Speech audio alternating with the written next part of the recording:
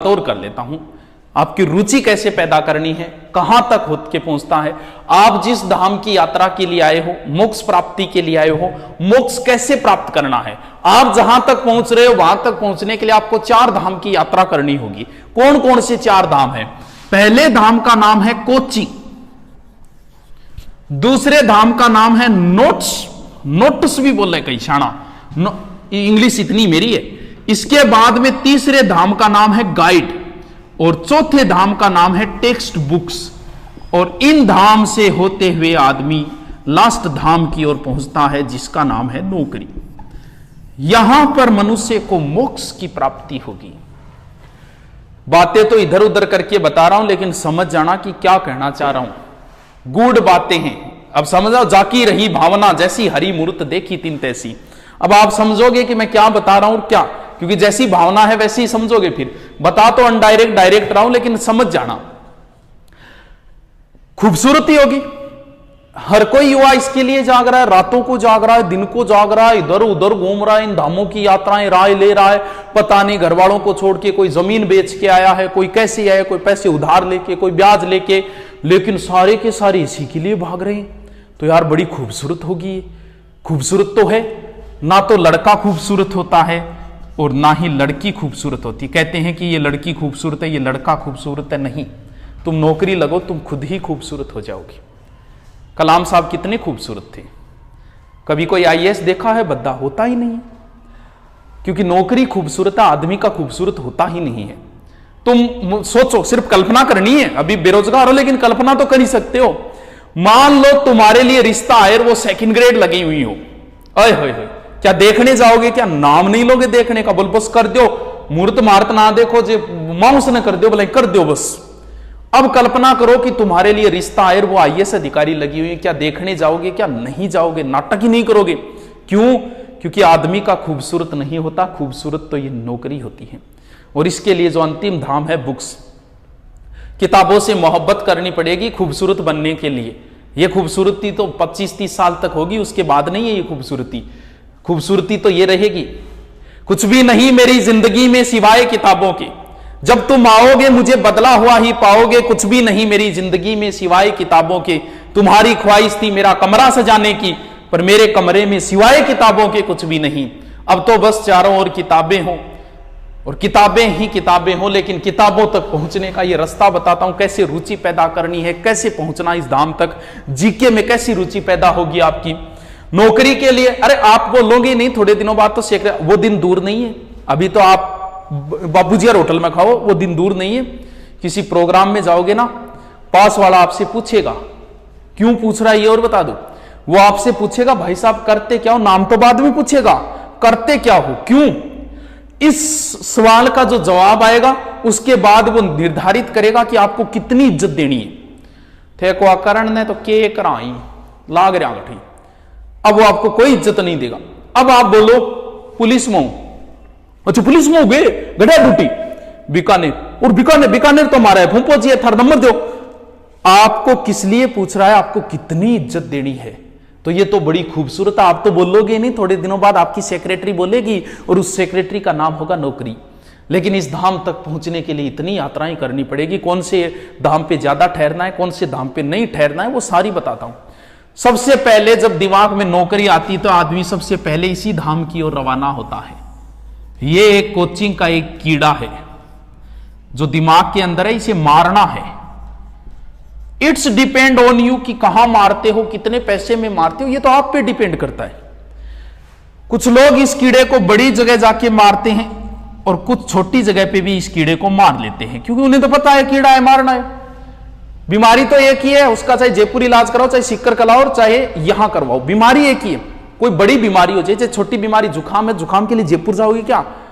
भी जुकाम है, कैंसर के लिए जाना पड़ेगा, यहाँ इलाज नहीं है। तो ये बीमारी कोई ज्यादा बड़ी नहीं है, छोटी बीमारी है। अब आईएएस एक बड़ी बीमारी है, बड़ा कीड़ा है, इसके लिए तो भाई साहब बड़े धाम की ओर जाना पड़ेगा। लेकिन नॉर्मल जो है, आप तैयारी कर रहे हो 2nd ग्रेड 3rd ग्रेड, तो इतनी जरूरी नहीं है। अब ये कीड़ा जो है ना, बड़ी जगह पे मारोगे ज्यादा पैसे, जितनी बड़ी जगह उतनी बड़ी झूठ। आपको देखा होगा, मैंने तो सब जगह देख लिया। मैंने तो जैसे आप सेमिनार में जाते हो तो उस समय ऐसा माहौल पैदा किया जाता है, थारियां जोश आ जाओ का आग लगा देंगे आप तो, खड़ो निमेड़ो ही कर देंगे आप तो। क्योंकि जब कहा जाएगा हमारे नोट्सों से बाहर नहीं जाता एक भी पर्सन, टाबर सोचा आ लो आंग नोट्सों बारह तो जाई को।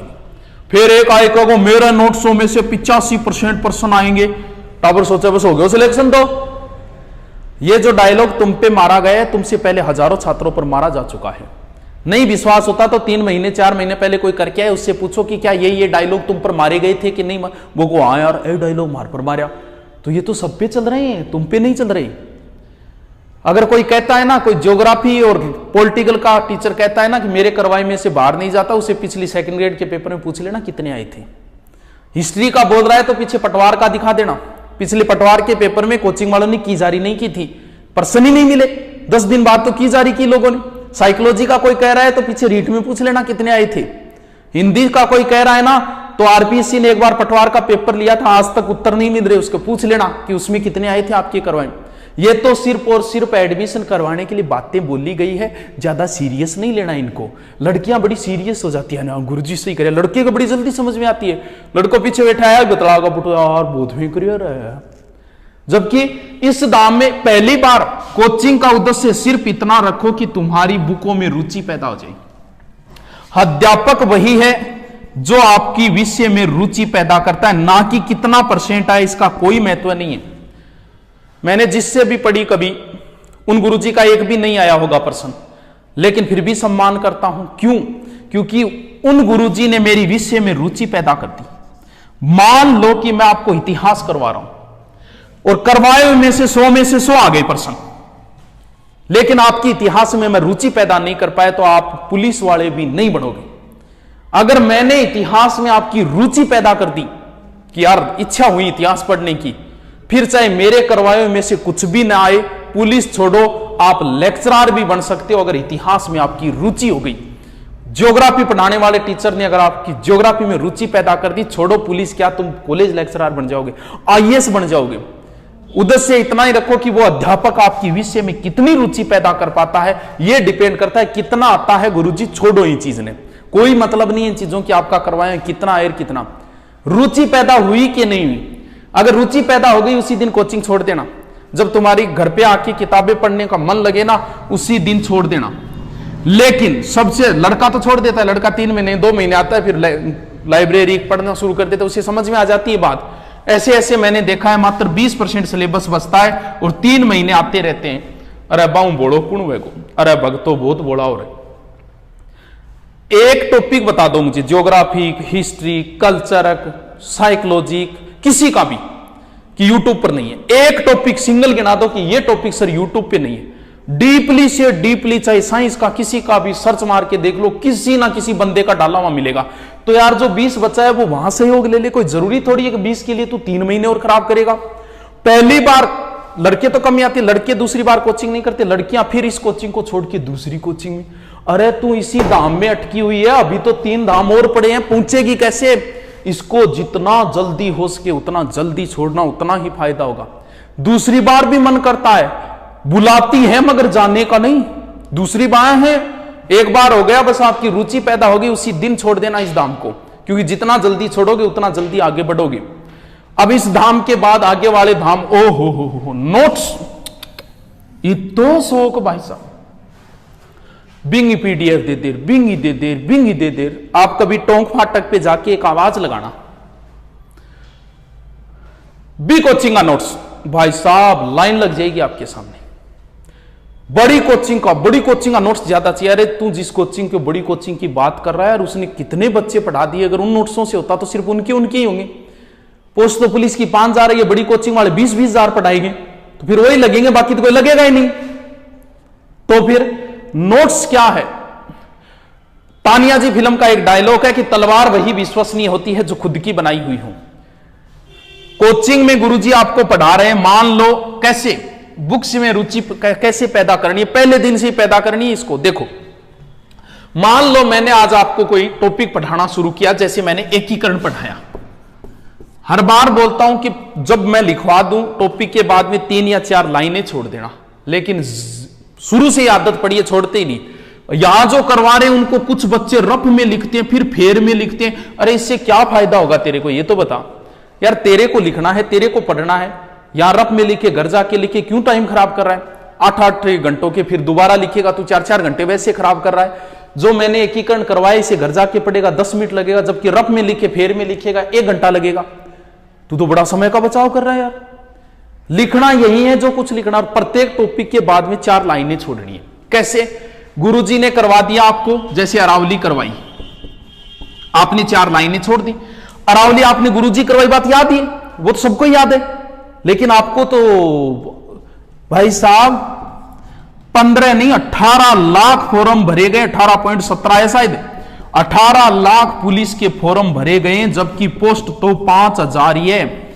18 लाख में से 5000 बंदे लेने हैं उसे। तुम्हारी अगर नहीं पढ़ रहे तो तुम्हारी कतई जरूरत नहीं है उसको। 5000 बच्चे चाहिए उसे, तो उसे पढ़ने वाले मिल जाएंगे, तुम्हारी जरूरत ही नहीं है। 5000 वो मिल जाएंगे जो अच्छा अध्ययन कर रहे हैं, उसे 5000 वो लड़के मिल जाएंगे जो 18-18 19-19 घंटे पढ़ते हैं। तुम्हारी जरूरत ही नहीं है, घर जाओ चाहिए। तुम 2 घंटे 3 घंटे पढ़ के सहनसा मर रहे, तुम्हारी कतई जरूरत नहीं है। क्यों? अब 18 लाख में से 5000 उसे पास करने हैं ना, तो बाकी लोगों को ये पेपर तुम्हें पास करने के लिए नहीं, फेल करने के लिए लिया जा रहा है। भूल मत जाना इस बात को। बहुत बार मैं कहता हूं कि गुरुजी के पढ़ामो कोचिंग हम करवा, अभी छोड़ के बाकी सारों पढ़ ले, वही आओ। एसआई का पेपर वहां हमेशा बच्चों को बोलता हूं भैया कोचिंगों में वर्ण संधि समास उपसर्ग प्रत्यय करवाए जाते हैं, इनको छोड़ के बाकी पढ़ लेना, वही आएगा। और एसआई के पेपर में संधि का 1%, समास का 1%, बाकी सारे प्रश्न पूछे प्रायवाची वगैरह जो कोचिंगों में नहीं करवाए। अरे पेपर बनाने वाले को पता है ना। पहले पुलिस का पेपर 2010 की बात है, राजस्थान जीके पूछा गया, बी पार्ट, बच्चों ने राजस्थान जीके रट लिया। बोले अब क्या करें? आगे वाले में उसने साइंस पढ़ ली, साइंस डाली। बच्चों ने क्या किया? कोचिंगों ने बच्चों ने साइंस पढ़नी शुरू कर दी। बोले यार अब क्या करा, फेल किया करा। आगे वाले में उसने कंप्यूटर पूछा, अब कंप्यूटर रटना शुरू। उसे पता है कि कोचिंगों में क्या करवाए जाते हैं, बच्चे क्या पढ़ता है। तुम कई बार सोचते हो ये टॉपिक टफ है, नहीं आएगा। क्यों नहीं आएगा भैया? वहीं से आएगा। इजी तो सबको ही आते हैं। पेपर तुम्हें फेल करने के लिए लिया जा रहा है, इस बात को मत भूल जाना। तुम्हें पास करने के लिए नहीं लिया जा रहा। तो वो चीजें पूछी जाएगी जो कोचिंग हुआ तो फिक्स मैटर होता है, वही करवाया जाता है। विश्वास नहीं होता तो आपसे जो पहले बंदे करके गए उनके नोट्स मिला लेना। और कुछ लोगों के तो 20-20 साल से वही नोट्स चल रहे हैं, वही लाइनें चल रही है, एक लाइन तक नहीं बदली है। अरे पैटर्न पूरा बदल गया, उनकी एक लाइन तक नहीं बदली है। तो भैया इनके भरोसे मत रहना, अपने तैयार करना। जैसे अरावली गुरुजी ने करवाई, अरावली तो गुरुजी ने करवाई, वो तो तैयार ही है। चाहे कोई कितनी गप मार ले, कितना ही झूठ बोल ले, हमेशा रिकॉर्ड रहा है 100 में से 10 से 15 बच्चों का ही सिलेक्शन होता है। और वो इस तरीके से पढ़ते हैं। बाकी तो जो गुरुजी कराए भी तो रट लेगा। वह देखे इतना मुझे और थारों पहले बहुत पढ़ के गए, इतना को नहीं होनो, इतो तो सारा ही पढ़ेगा। अब अरावली आप अपनी किताब में पढ़ो, यहां रुचि पैदा करनी है आपको, तो गाइड और बुक में करनी है। अरावली आप अपनी किताब में पढ़ो। गुरुजी वाला तो याद है, किताब में पढ़ो, उसमें कोई नई चीज आएगी कन्फर्म आएगी, पूरा कोई करवा ही नहीं सकता। तो जो नई चीज आएगी वो आप उन नोट्सों के अंदर डाल दो कि ए 4 चीज गुरुजी को नहीं बताई, ए आपने डाल दो। ये नोट्स आपके बाद में बहुत काम आएंगे। कब? एग्जाम के वक्त। आपके पास जो किताब है उस किताब को एग्जाम के वक्त आप रीडिंग नहीं मार सकते। क्यों नहीं मार सकते? इतनी मोटी किताब को कैसे मारोगे? 1 महीना बचा है, उस समय आपके नोट्स काम में आते हैं।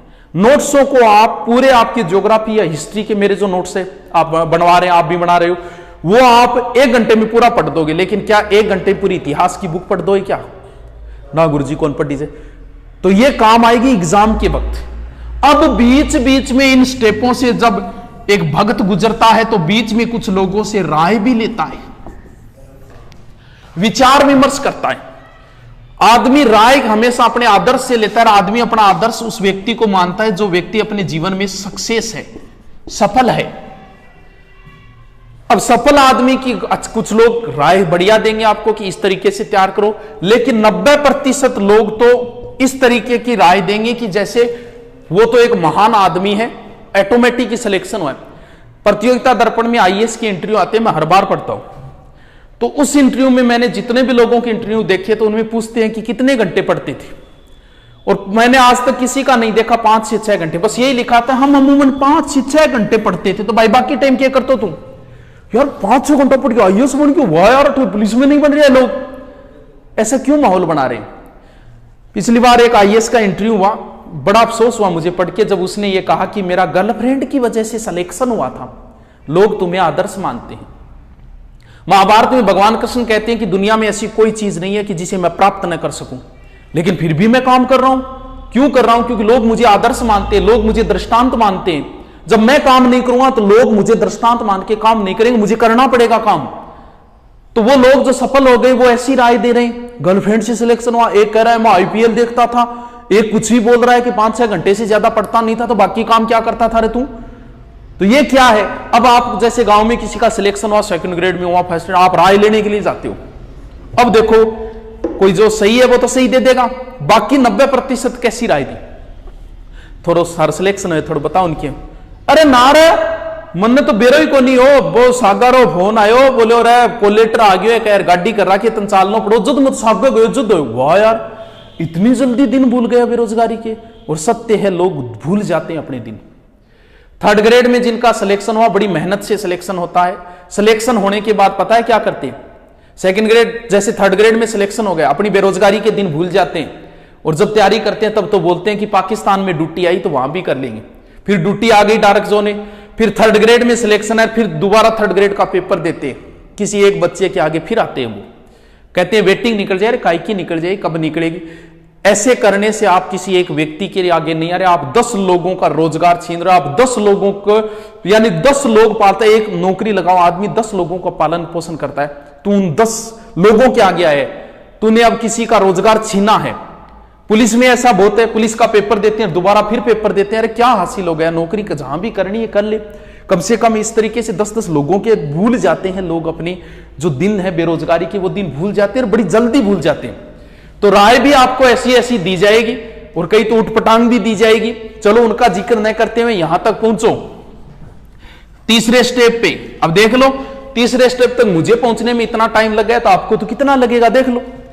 3रे स्टेप पे जब आदमी पहुंचता है, एक गाइड चाहे कोई ले आओ, घटिया से घटिया ले आओ कि आपको लगे इससे घटिया कोई गाइड नहीं है, वो ले आओ।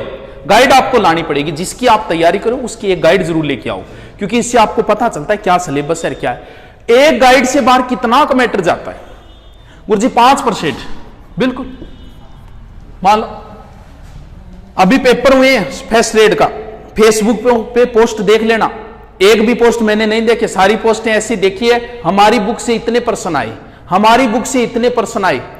किसी कोचिंग वाले ने नहीं डाला कि मेरे नोट्सों से इतने पर्सन आए, किसी कोचिंग के अध्यापक ने नहीं डाला मेरे नोट्सों से इतने आए। नहीं आते भैया, फेंकने की बातें होती है, वो किताबों से आएगा। पिछली बार राजस्थान पुलिस के बी पार्ट में कोई कोचिंग वाला कह दो कि मेरे नोट्सों में से आया था, लेकिन किसी ना किसी किताब से तो आए हैं।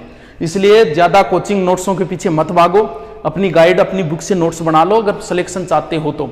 वो तो फेंकने की बातें होती है। गाइड के अंदर ना गुरुजी 5 को नहीं ज्यादा जाए, चलिए आप 10 उड़ जाते हो, ना गुरुजी ज्यादा जाए, चलिए यार 15 उड़ जाते हो, ना गुरुजी 20% मैटर 12 उड़ जाए रहे तो कोई नहीं जान दे यार 20%, फिर भी 80 बच रहे हैं।